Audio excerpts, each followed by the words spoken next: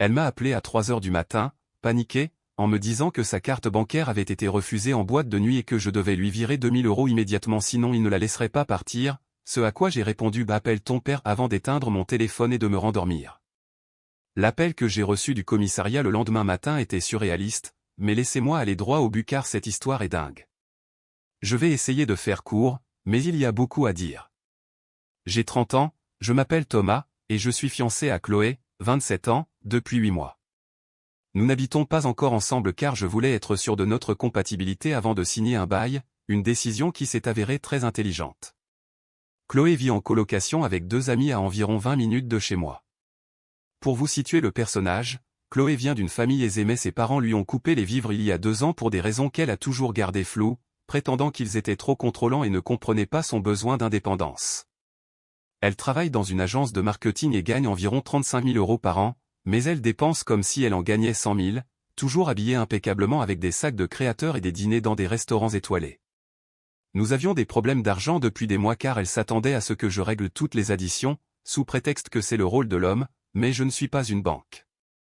Je suis technicien spécialisé en génie climatique, CVC, je gagne bien ma vie, mais je ne suis pas là pour financer le train de vie luxueux de quelqu'un d'autre et j'avais été clair dès le premier jour.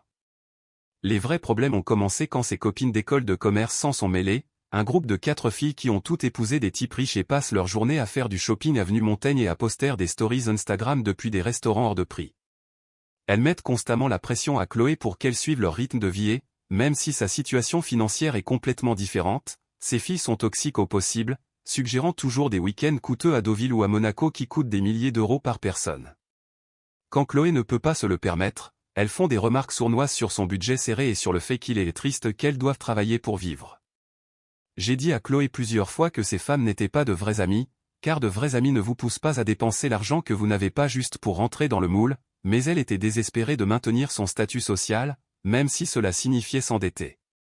Il y a 3 semaines, Manon, une amie de Chloé, s'est fiancée à un banquier d'affaires et ils ont organisé une fête de fiançailles dans un hôtel particulier parisien avec open bar et traiteur de luxe, le genre de soirée qui coûte plus cher que la plupart des voitures.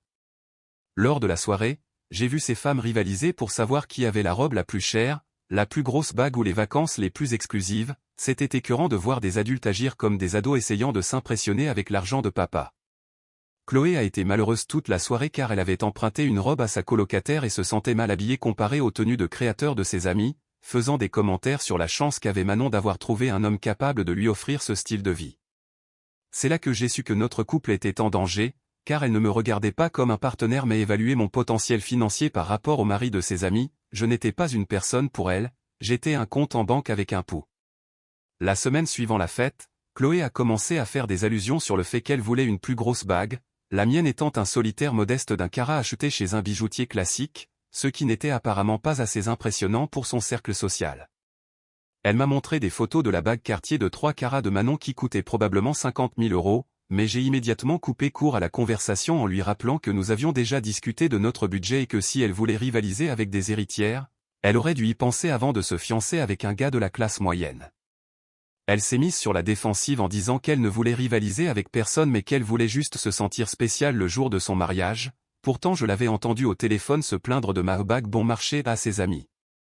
Il y a 2 semaines, Chloé m'a informé qu'elle organisait son enterrement de vie de jeune fille à Saint-Tropez, sans me consulter ni discuter du budget, annonçant juste qu'elle avait déjà commencé les réservations. Le coût allait être d'environ 3 000 € par personne pour les vols, l'hôtel 5 étoiles, les dîners et les boîtes de nuit. J'ai ri et demandé d'où venait cet argent, elle a répondu que ses amis participaient et qu'elle s'attendait à ce que je couvre sa part comme cadeau de fiançailles, soit 6 000 € au total car elle voulait aussi inviter sa sœur. C'est là que j'ai tracé la ligne rouge, 6 000 € pour un week-end de fête alors que nous étions censés économiser pour le mariage, c'était hors de question. Je lui ai dit non catégoriquement et que si elle voulait aller à Saint-Tropez, elle devait se débrouiller pour payer elle-même. La dispute qui a suivi a été épique, Chloé m'accusant d'être radin, contrôlant et de ne pas la soutenir, disant que tout homme qui aimait vraiment sa fiancée voudrait qu'elle s'amuse et que je l'humiliais en la faisant passer pour une pauvre comparée aux autres filles. Je lui ai rappelé que nous avions parlé de compatibilité financière et que je n'allais pas me mettre sur la paille pour suivre des gens qui vivent sur la fortune familiale, et qu'elle pouvait choisir entre le voyage à Saint-Tropez et avoir un fiancé, car je ne financerais pas les deux. Elle est partie en claquant la porte et ne m'a pas parlé pendant 3 jours, restant chez son amie Camille pour comploter sur la façon de maintenir le voyage. Quand elle est finalement revenue, elle a annoncé qu'elle avait trouvé une solution, son père avait accepté de payer le voyage si elle promettait d'être plus responsable financièrement à l'avenir.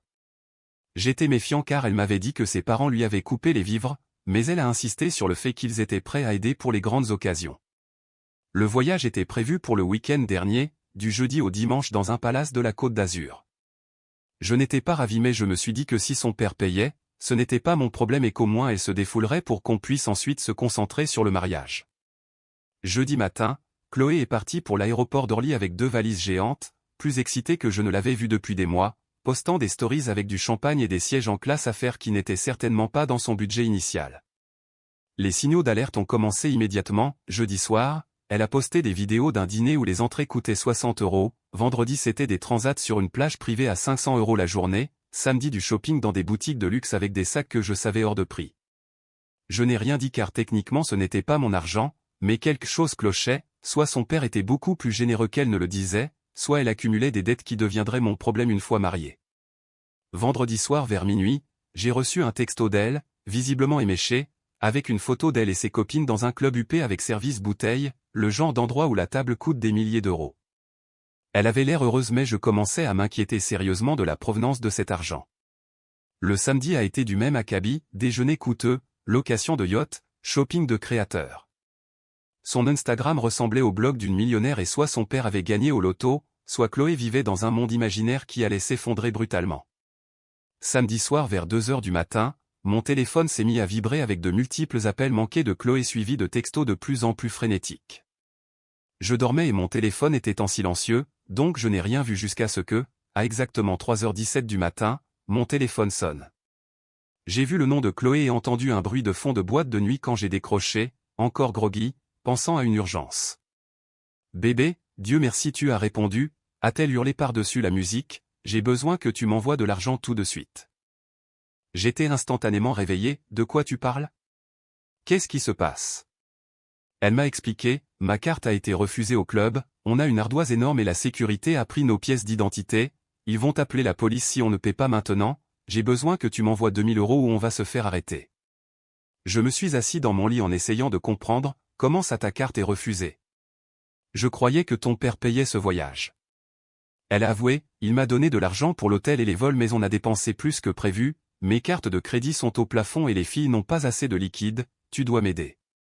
C'est là que j'ai tout compris, il n'y a jamais eu d'argent de son père, elle finançait tout ce voyage à crédit et la réalité la rattrapait. Les dîners, le shopping, l'alcool, tout n'était que de la dette. J'ai demandé à combien s'élevait la note, elle m'a répondu 8000 €, mais ils acceptent 6000 € si on paie en cash ce soir, s'il te plaît bébé aide-nous, la sécurité ne veut pas nous rendre nos papiers et j'ai peur. 8000 € pour une soirée, je ne pouvais même pas concevoir de dépenser autant en alcool, mais ce qui m'a vraiment tué c'est qu'elle supposait que j'allais juste lui virer des milliers d'euros à 3 h du matin pour nettoyer ses bêtises. J'ai dit calmement, appelle ton père. Elle a paniqué, quoi ? Je t'ai dit qu'il avait déjà aidé, je ne peux pas lui demander plus, envoie-moi juste ce que tu peux. J'ai rétorqué, tu as menti sur le fait que ton père payait, n'est-ce pas ? Tout ce voyage est à crédit et maintenant tu es coincé avec une facture que tu ne peux pas payer. Silence au bout du fil, à part la musique, puis elle s'est mise à pleurer en me suppliant. C'est là que j'ai pris la décision qui a probablement sauvé mon avenir financier, appelle ton père, ai-je répété, s'il a de l'argent pour ton train de vie, il a de l'argent pour te sortir de là, je ne suis pas ton distributeur automatique.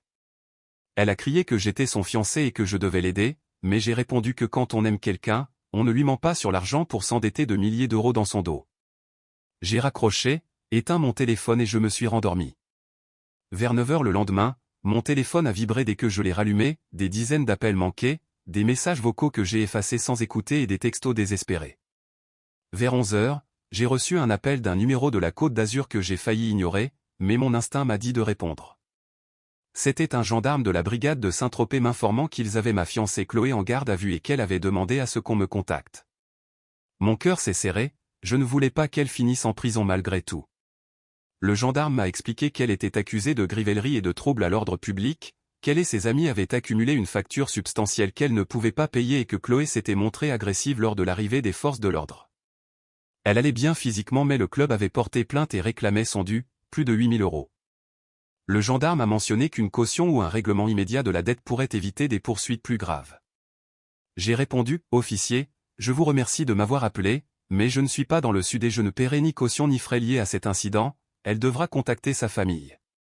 Après un long silence, le gendarme a demandé si j'étais sûr car elle avait insisté sur le fait que je gérerais la situation, mais j'ai confirmé qu'elle avait créé ce gâchis par ses propres choix. Après avoir raccroché, j'ai réalisé qu'il y a 9 mois je pensais être fiancé à une femme responsable, et maintenant elle était en cellule de dégrisement parce qu'elle ne savait pas gérer son argent. Les heures suivantes ont été folles, ses amis m'ont appelé pour m'insulter, disant que j'abandonnais ma fiancée, mais je leur ai dit que si elles étaient si riches, elles n'avaient qu'à puiser dans leur fonds fiduciaire pour l'aider. Vers 15 heures, le père de Chloé m'a appelé depuis l'aéroport, en route pour Saint-Tropez. Il m'a dit sèchement, il faut qu'on parle du fait que ma fille est en garde à vue parce que son fiancé a refusé de l'aider. J'ai failli rire en lui rappelant que l'urgence avait été créée par les mensonges de sa fille. Il a essayé de me faire la morale sur le fait qu'on n'abandonne pas les gens qu'on aime, mais je lui ai demandé s'il savait qu'elle m'avait dit que c'était lui qui payait ce voyage. Il y a eu un silence, puis un soupir, et il a avoué qu'il ne lui donnait plus d'argent depuis 2 ans car elle avait flambé son héritage en 6 mois. Il m'a ensuite révélé, pensant que je méritais de savoir, que Chloé avait environ 40 000 € de dettes sur diverses cartes de crédit revolving, sans compter ce voyage qui ajoutait probablement 15 à 20 000 € à la note. J'ai eu l'estomac noué, 60 000 € de dettes cachées. Si nous nous étions mariés, j'aurais été solidaire de ses dépenses futures. Ce soir-là, Chloé m'a appelé depuis l'aéroport, libérée par son père. Elle pleurait, s'excusait, disait qu'on pouvait arranger ça, mais je l'ai coupée, c'est fini, Chloé. Elle a protesté, invoquant l'erreur, mais je lui ai dit que le mensonge financier systématique n'était pas une erreur mais une fraude. Elle a essayé de justifier ses actes par la pression de ses amis et la peur de paraître pauvre, prouvant qu'elle accordait plus d'importance aux apparences qu'à notre honnêteté. J'ai bloqué son numéro et passé la soirée à emballer ses affaires. Le lendemain matin, elle s'est présentée à ma porte, les yeux gonflés, portant ses vêtements de la veille, me suppliant de ne pas tout jeter pour un stupide week-end. Je lui ai tendu le carton de ses affaires en lui disant que je n'aimais pas la personne qu'elle était devenue, une manipulatrice irresponsable. Elle m'a traité de cruel et sans cœur, disant que je gâchais notre avenir pour de l'argent, mais je lui ai répondu que je mettais fin à notre relation parce que nous ne partagions pas les mêmes valeurs. Je l'ai laissé pleurer sur le palier et j'ai fermé la porte. Depuis, Chloé essaie de me contacter via des amis communs, prétendant suivre une thérapie financière. J'ai appris par son ex-colocataire que sa dette totale avoisine les 70 000 €, que son père a dû engager un avocat pour négocier la note du club mais qu'elle doit encore 12 000 € pour ce seul week-end. Elle a perdu son emploi pour absence injustifiée et est retournée vivre chez ses parents. Ma famille pense que j'ai fait le bon choix, la sienne est partagée entre la colère contre moi et le soulagement que je ne sois pas celui qui paiera ses dettes. Je me concentre maintenant sur ma carrière et l'achat d'un appartement, soulagé d'avoir esquivé une balle massive et d'avoir écouté mon instinct, car les traits de caractère liés à l'argent ne s'améliorent pas magiquement après le mariage, ils empirent.